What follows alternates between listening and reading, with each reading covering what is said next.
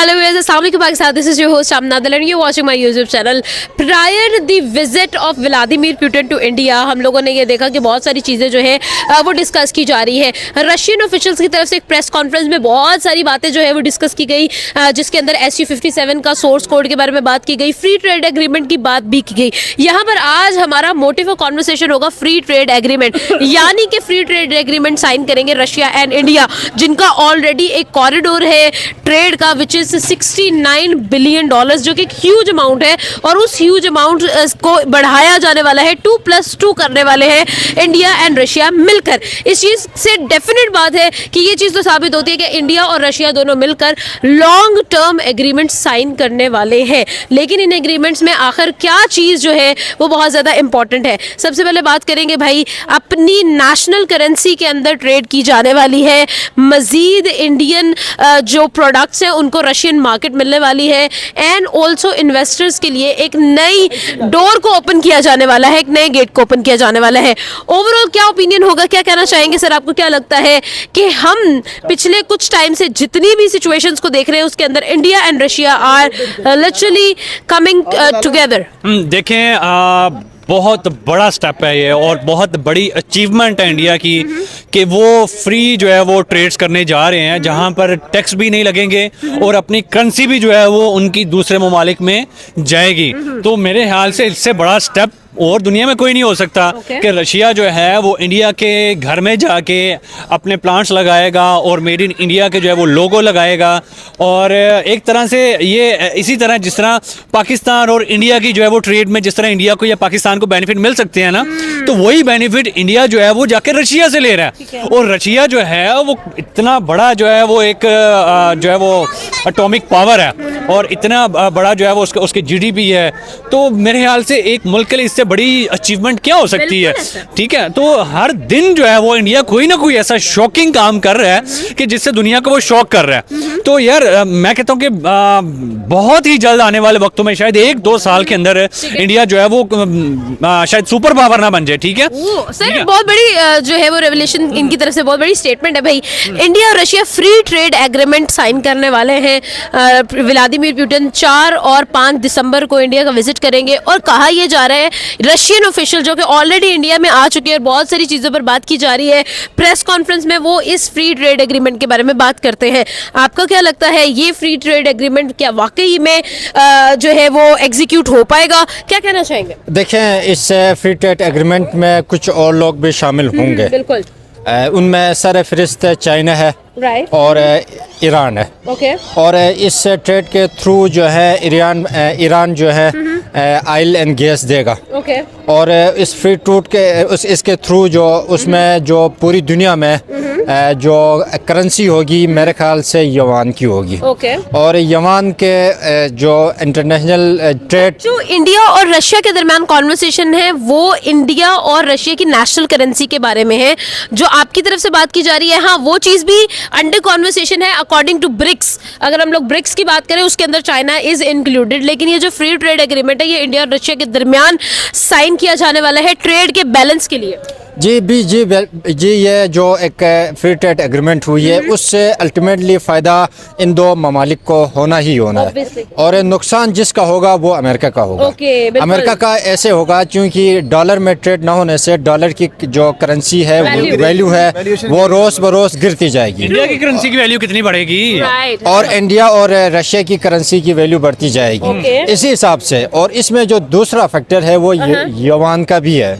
ये एक पीछे एक प्लानिंग के थ्रू है, एक पॉलिसी के थ्रू है. ठीक है. और इसके जो युआन और इंडियन और रशियन करेंसी में ट्रेड होने का ये मतलब है कि डॉलर की जो वैल्यू है वो %% गिर जाएगी. ठीक है. और %% गिरने से अमेरिकन जो GDP है वो सालाना 1 ट्रिलियन के करीब लॉस हो जाएगी. अच्छा, यहाँ पर और लॉस होने की वजह से और दूसरी तरफ चाइना और इन दो ममालिक की करेंसी की वैल्यू बढ़ेगी और रशिया की, और इनकी GDP भी साल ब साल बढ़ती जाएगी और अमेरिका की GDP कम होती जाएगी. अच्छा, इंडिया और और रशिया मिलकर काफी टाइम से काउंटर कर रहे हैं यूएस को। अगर देखा जाए यूएस ने इस चीज के चलते कि भाई शायद इंडिया रशिया से दस्तबरदार हो जाए, इन्होंने डिफेंस डील साइन की 1 साल नहीं 2 साल नहीं 10 साल की। उसके बावजूद India still stood by Russia. हमने देखा कि भाई इंडिया फर्म रहा है कि हम लोगों ने रशिया का ही साथ देना है, हमने रशिया के साथ ही दोस्ती अपनी निभानी है। उस चीज के करते ये हुआ कि SU-57 का सोर्स कोड के साथ को प्रोडक्शन की बात की जा रही है।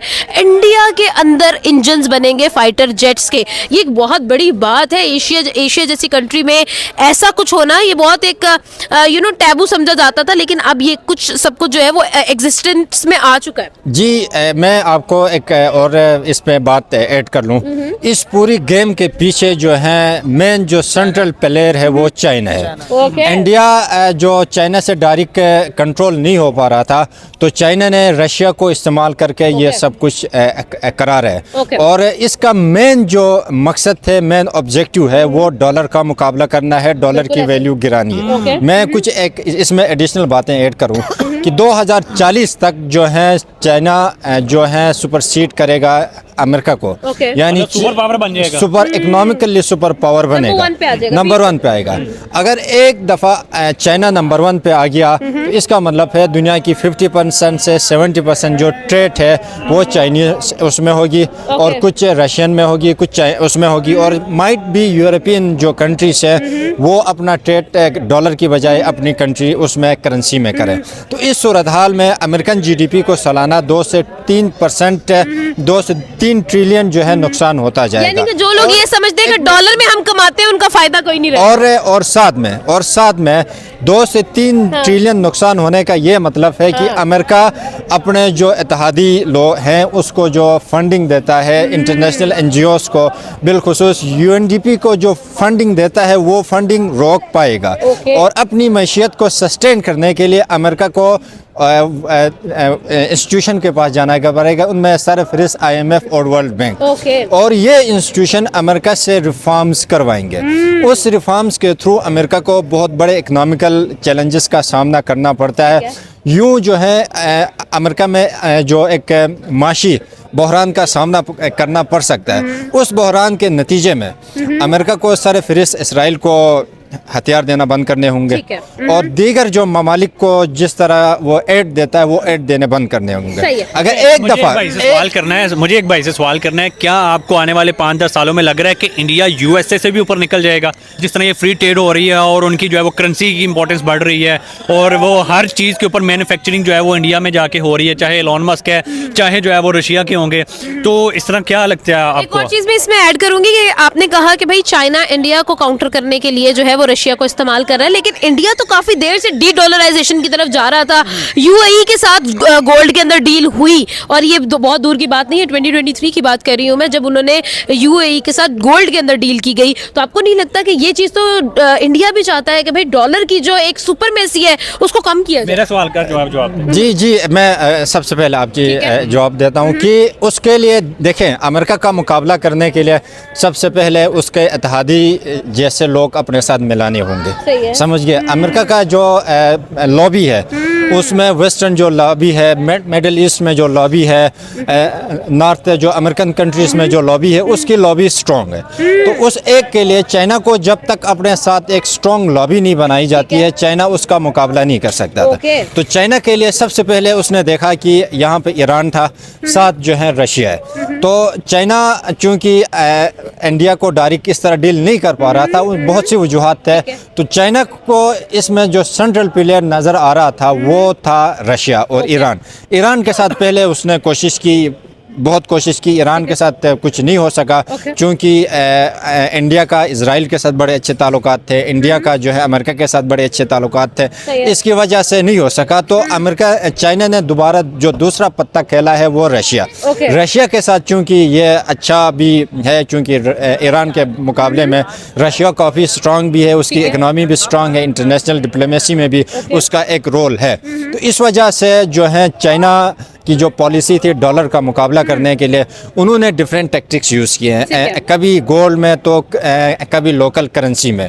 तो उसकी ही पॉलिसी का नतीजा था जो यूएई के साथ गोल्ड में ट्रेड हुआ था, वो सिर्फ डॉलर को काउंटर करने के लिए। वेस्टर्न जो कंट्रीज है उनको तो काउंटर कर लिया जाएगा फ्री ट्रेड एग्रीमेंट की वजह से, लेकिन इसमें इंडिया का बहुत फायदा होगा क्योंकि इंडियन इन्वेस्टर्स के लिए रशिया के दरवाजे खुल जाएंगे। फिर उसके बाद रशिया जो है वो अपनी मैन्युफैक्चरिंग को इंडिया में शिफ्ट कर देगा। आपको क्या लगता है, क्या वाकई में ये एक बहुत बड़ा ब्रेक थ्रू होने वाला है इंडियन इकोनॉमी के लिए? मेरे ख्याल से इंडिया जो है ना डायरेक्ट अमेरिका को धमकी दे रहा है कि भाई हम तुम्हें धमका रहे हैं कि जिस राह को हम जा रहे हैं ना, तुम कल को तरसोगे 2035, 2036, 2040, 2050 तक जाओगे ना, चाइना ऊपर जाएगा, रशिया ऊपर जाएगा, क्योंकि चाइना इस गेम के ऑब्वियसली देखें, अगर चाइना ऊपर जाएगा तो रशिया, यार पाकिस्तान भी आ जाएगा। पाकिस्तान चाइना पाक चीन दोस्ती जिंदाबाद। ठीक, पाकिस्तान भी तो साथ ही है ना। चाइना लेके चले ना, वो लेके चलेंगे, क्यों नहीं लेके चलेंगे पाकिस्तान को? तो China is a big game sir, China is a big game. China हर तरफ से खेलता है। देखिए ना, भाई ने बोला कि इंडिया के साथ वो नहीं कर सकते थे, उन्होंने इंडिया को स्किप करा के रशिया के साथ हाथ मिलाया कि यार रशिया तू खेल इनके साथ, बाकी पीछे मेन क्या बेनिफिट मिलेगा वैसे ये तो बताओ। सर जब डॉलर जो है उसकी वैल्यू कम होगी तो अल्टीमेटली चाइना को ही फायदा होगा। जब डॉलर नीचे आएगा दैट मींस यूएसए को जो है इकोनॉमिकली जो है वो डिस्ट्रैक्ट किया जाएगा, और China is the second big economy, तो अल्टीमेटली चाइना का रास्ता ऊपर को चला जाएगा। तो ये एक बहुत बड़ी गेम है, बहुत बड़ी गेम। मतलब इंडिया बहुत बड़ा खेल रहा है। यहाँ इंडिया नहीं, यहाँ इंडिया से बड़ा चाइना खेल रहा है। चाइना मेन पावर है। सर अगर हम यूरो एशियन की बात करें, यूरेशियन की बात, एक टाइम में Imran Khan, Brazil is included in this game. Brazil की अगर हम लोग बात करें तो जो ब्रिक्स की बात की जाती है उसमें बी इज फॉर ब्राजील, यानी कि यूरेशियन एक लॉबी बनाई जा रही है जिसके अंदर डॉलर को बीट करने की बात की जाती है, और ये चीज जो है वो प्रैक्टिकली बहुत ज्यादा इन्फ्लुएंस हो रही है राइट नाउ। मैं इस पे बात करूं, अगर ये मंसूबा कामयाब हुआ तो 2030-40 तक जो अमेरिका में दुनिया की सबसे बड़ी गुर्बत आएगी। उसकी सबसे बड़ी है, वो शो नहीं करते अभी बहुत ज्यादा। उसकी सबसे बड़ी वजह यह है कि एक दफ़ा अगर डॉलर में डॉलर की वैल्यू गिर गई तो इन्वेस्टर्स का डॉलर के ऊपर भरोसा नहीं रह जाएगा। वो अपनी पूरी की पूरी इन्वेस्टमेंट और पूरी की पूरी ट्रेड जो है स्टॉक एक्सचेंज से अमेरिकन वो चाइनीज स्टॉक एक्सचेंज में इन्वेस्ट कर लेंगे, और चाइनीज उसमें इन्वेस्ट करने की वजह से अमेरिकन उसको नुकसान होता जाएगा, और उस नुकसान की वजह से अमेरिका को जो है IMF के पास जाना पड़ेगा, और IMF तो पैसे उसी वक्त देता है जब उसकी बातें मानी जाती थी, और IMF को जो है सपोर्ट उस वक्त चाइना के अमेरिका के बजाय चाइना करेगा। वर्ल्ड बैंक को चाइना सपोर्ट करेगा, क्योंकि अमेरिकन इकनॉमी उतनी नहीं रहेगी वो चाइना उसको वर्ल्ड बैंक और IMF को सपोर्ट कर पाए। तो उस सूरत में जो है वर्ल्ड बैंक और IMF अमेरिका का जो है हर तरह के टैक्स लगाएंगे जो पाकिस्तान में कर रहा है, जिस तरह की गुंडागर्दी, इस तरह करके अमेरिका को मैं समझता हूँ 2040-50 तक अपनी एग्जिस्टेंस की फिक्र करनी चाहिए, दूसरे किसी कंट्री की फिक्र दूसरों के मुदाखलत करने से अच्छा अमेरिका अपने ऊपर काम करे, अपनी रिफॉर्म्स के ऊपर काम करे। वो ज्यादा बेहतर है कि चाइना को देखे, उसको देखे, इंडिया को देखे, अपने ऊपर काम करे। लेकिन हम कुछ भी कहें, America is a super power, it is United states, ठीक है, हम जो मर्जी बात करें, चाहे बिजनेस। इस टाइम दुनिया के अंदर जितने ज्यादा बिलियनर चाइना के अंदर है ना, उतने कहीं भी नहीं है, अगर आपका नॉलेज ना हो। दुनिया में सबसे ज्यादा अमीर तो एलन मस्क ही है ना। मान लेते हैं, मैं सारी कुछ मान रहा हूँ, आपकी सारी बात मान रहा हूँ, लेकिन चाइना एक गेम खेल रहा है ना रशिया के थ्रू, इंडिया, ये सारी चीजें मेन जीडीपी। मेरा कहने का मकसद ये है सर, मेरी बात सुनिएगा, आपने इसने बात की एलन मस्क के जो कंपनीज में यूज होने वाला 90% प्रोडक्ट चाइना में मैन्युफैक्चर होता है। हाँ जी, बताएं, अगर कौन सा चाइना एलन मस्क को वो प्रोडक्ट देना बंद कर देगा? भाई बंद तो नहीं करेगा ना, महंगे डिपेंड तो हो जाएगा ना। हम लोग भी तो यूएस में ट्रेड करने के लिए यूएस से डिपेंडेंट देगा, महंगे प्रोडक्ट्स देगा। डॉलर की वैल्यू जब गिर जाएगी तो एलन मस्क को महंगे प्रोडक्ट्स खरीदने पड़ेंगे। चाइना की वैल्यू अगर पैसा वहां से निकालेगा, अपना स्टॉक एक्सचेंज से बाहर निकलेगा, गया मैं किसी और मार्केट में जाता हूँ बजाय कि मैं जो है ना यूएसए के अंदर लॉस करूँ अपना। यानी अगर ये क्रैश होना है, अगर ये क्रैश होना है तो क्या यूएस जो सुपर पावर है, क्या वो ये सब नहीं देख रहा? क्या वो एक इतनी बड़ी गेम, अगर हम वी बीइंग अ ले पर्सन हम लोग इस चीज को अगर नोटिस कर पा रहे हैं तो यूएस इसको काउंटर क्यों नहीं कर पा रहा? हमने देखा यूएस ने मल्टीपल टाइम कोशिश, यूएस भी कोई गेम खेलेगा कि इतना बड़ा जो है वो एक होने लगा है जिससे यूएस से गिर सकता है नीचे एक दम से धड़ाम करके, तो फिर यूएस से कोई ना कोई तो गेम खेलेगा। उन्होंने सबसे पहले अपने आप को खुद गिराया, इसराइल को सपोर्ट करके, असला दे के, कतर के ऊपर हमला करवा के, ईरान के ऊपर हमला। Iran is a super power. लेकिन यूएसए के लिए वेट करो, कुछ ना कुछ वो करेगा जरूर, ऐसे नहीं करने देगा। अब वो इस पावर में नहीं है जितना चाइना पावर के अंदर है ना। देखिए ना, वो कोशिश ही तो थी, उन्होंने मल्टीपल टाइम्स। जिसने आपने बात की जो चाइना के जो क्यों नहीं कर रहा है, ठीक है। ये जो गेम है जो उसके अमेरिका के हाथ में, ये 2001 में अमेरिका के हाथ से निकल चुका है। वो जब उन्होंने अफगानिस्तान के ऊपर अटैक तो इंडिया फोन ही नहीं उठाता। जब अफगानिस्तान के ऊपर अटैक किया था 2001 में, उसके बाद तकरीबन माहिरीन का कहना है कि $10 ट्रिलियन का अमेरिका को नुकसान हुआ। वो 10 ट्रिलियन को अफगानिस्तान में इन्वेस्ट करने के बजाय, वॉर पे इन्वेस्ट करने के बजाय, अगर अपनी इंडस्ट्री को बूस्ट अप कर लेते, जो उसमें जो क्या कहते हैं सिलिकॉन जो इंडस्ट्री है, जो सिलिकॉन इंडस्ट्री है, सिलिकॉन वैली, जो सिलिकॉन वैली है, अगर उस पे 10 ट्रिलियन इन्वेस्ट करता तो आज चाइना इतने आगे नहीं जा सकता। आज अमेरिका को अपनी बका की फिक्र नहीं होती, टैरिफ की जरूरत भी ना पड़ती कि इनको टैरिफ लगाए। वो फ्री ट्रेड के ऊपर काम कर रहा होता। अब तो मजबूर हो गया ना कि उसने टैक्स तो लगाने हैं। अगर वो टैक्स नहीं लगाएगा तो वो अपना मुल्क नहीं चला सकता इस टाइम। सही है। लास्ट क्वेश्चन करेंगे, सम अप करते हैं कॉन्वर्सेशन को। क्या आपको लगता है कि what ever this is happening, अगर हम बात करें डी डॉलराइजेशन की, ब्रिक्स की, बहुत टाइम से ये रेवोल्यूशन आने की कोशिश कर रही है, लेकिन देयर आर हर्डल्स, और वो जो हर्डल्स हैं वो अमेरिका की तरफ से ही आती हैं। किसी ने इस चीज को एग्रीमेंट अभी तक साइन नहीं हो पाया। क्या आपको लगता है अमेरिका इस चीज को कंप्लीट और एग्जीक्यूट होने देगा? देखिए, अमेरिका की अगर बस चलती तो शायद हम सबको इधर आके मार देता। ओके। अगर उसकी बस चलती तो चाइनीज जो सिलिकॉन वैली है उसको डिस्ट्रॉय कर लेता। अगर उसकी बस चलती तो यूक्रेन में जो है इतना जलील नहीं होता पूरा वेस्ट। अगर उसकी बस चलती तो ईरान के सामने वो इतना जलील नहीं होता। अगर उसकी बस चलती तो वो दुनिया में सब कुछ कर लेता जो वो करना चाहता था। अब वो सब कुछ कर लेता जो उन्होंने इराक में किया, वो जो सब कुछ कर लेता जो उन्होंने सीरिया में किया। लेकिन कुछ जगहों में वो कर सकता था, उन्होंने किया, लेकिन कुछ जगहों में वो इतने स्ट्रॉन्ग नहीं है, ये पावर नहीं रखते थे। नहीं रखते। लेकिन चाइना को सिर्फ अमेरिका इस वजह से काउंटर नहीं कर पाता क्योंकि चाइना किसी भी सेंस में अमेरिका पर डिपेंडेंट नहीं है। उनके अपने सोशल मीडिया से, उनकी अपनी ईच एंड मार्केट उनकी अपनी है, उनकी करेंसीज, उनकी वैल्यूज, उनकी हर चीज अपनी है। और इवन दो आउटर वर्ल्ड के लिए that is not even open. China ने हमेशा एक इंट्रोवर्ट बिहेवियर रखा टुवर्ड्स द आउटर वर्ल्ड, जिसकी वजह से अमेरिका को उनकी कमियां, उनके फ्लॉज मिले ही नहीं जिनको हिट कर पाता। देखें, ये आपने बात की आउटर वर्ल्ड। इस दुनिया में 2 वर्ल्ड हैं, एक चाइनीज वर्ल्ड और एक अमेरिकन वर्ल्ड। दोनों का, इसको हम ये भी कह सकते हैं, 2 कौमी नजरिया। इस वक्त 2 कौमी नजरिए एग्जिस्ट कर रहे हैं। एक अमेरिका का नजरिया पूरी दुनिया में और एक चाइना का नजरिया। उसमें बहुत से जो मुसलमान है जो अमेरिका के नजरिए में है, बहुत से मुसलमान है जो चाइनीज के नजरिए में। चाइना अपना जो आईटी वाला जो है उस वक्त दुनिया के लिए ओपन नहीं किया। उनकी एक पॉलिसी है, उस पॉलिसी के तहत ओपन नहीं किया। लेकिन जिस दिन करेगा उस दिन अमेरिका का क्या बनेगा। बिल्कुल। उसने इस पॉलिसी को ओपन किए बगैर अमेरिका को इतना रुलाया हुआ है। जिस दिन ओपन करेगा तो क्या बनेगा, सवाल ये है। जिस दिन ओपन करेगा, मैं समझता हूँ अमेरिका की जो है जो उसी दिन इकोनॉमी को अपनी मौत आप मर जाएगी। अपनी मौत आप मर जाएगी। पूरी दुनिया के जो सोशल मीडिया इन्फ्लुएंसर्स हैं उसके बजाय उनको एक अल्टरनेट रूट मिल जाएगा, वो इस रूट पे आएंगे। उन्होंने जानबूझ के एक पॉलिसी के तहत इस रूट को बंद करके रखा हुआ है। और अभी तो इधर एक पॉइंट ऐड करूं, अभी तो ट्रम्प ने ना कंट्रोल किया हुआ, उसकी सारी सोशल मीडिया पावर है और जितने बड़े मीडिया चैनल्स हैं उसके अंडर हैं, उसके अपने जाती भी हैं। अगर कोई नहीं जानता तो सबसे बड़ा बिजनेस ट्रम्प का मीडिया का है, ठीक है, मीडिया का है, उसका सबसे बड़ा बिजनेस है। उसने सब कुछ कंट्रोल किया हुआ। जब ये कंट्रोल से बाहर हो जाएगा ना, सब कुछ धर्म भरम हो जाएगा। बिल्कुल ठीक है। क्या कहना चाहिए आप?